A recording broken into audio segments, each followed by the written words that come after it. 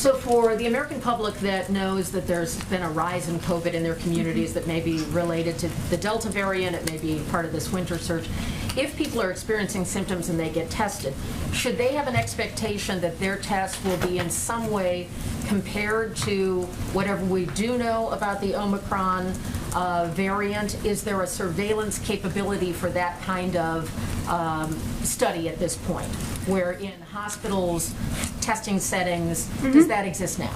Well, so FDA is closely reviewing the performance of existing COVID-19 tests with emergency use authorization against the Omicron variant. Importantly, test manufacturers with FDA emergency use authorization are required to assess their tests as new variants emerge. And that's exactly, Kelly, what they're doing now. On preliminary review, which is what we have at this point in time, our science and medical experts believe high-volume PCR tests, which is what you get in a lot of medical facilities, and antigen tests widely used in the U.S.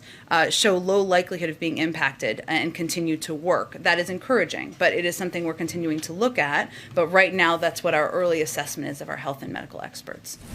So in terms of the surveillance ability around the country as cases are positive, what is the president's view of our ability to catch that new variant if the expectation is it will be here? I mean, is there a big run-up before we're actually able to do that?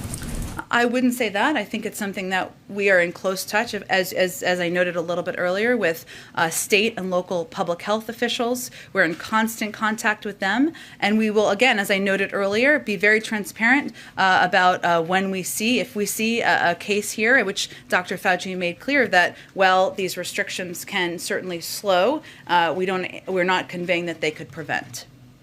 And does this change the tempo of how often the president will be briefed related to COVID? Is that changing his schedule for how often? I think, as he noted earlier, he'll be briefed on a daily basis.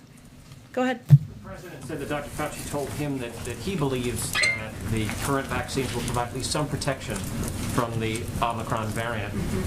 Are you able to explain why that is? Why Dr. Fauci would come to that conclusion? You laid out all the steps that have to be taken before we can determine the vaccine's efficacy. How does the president's medical advisor get to that conclusion?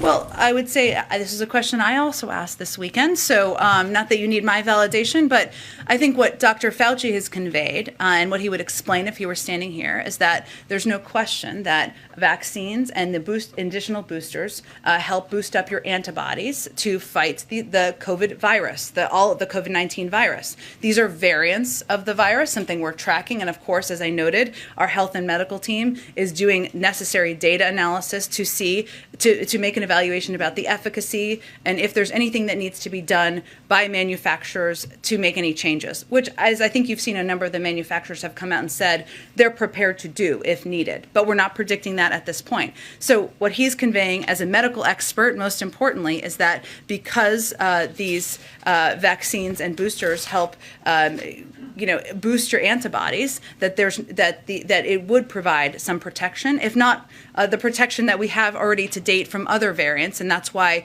this is the step that the American people can take.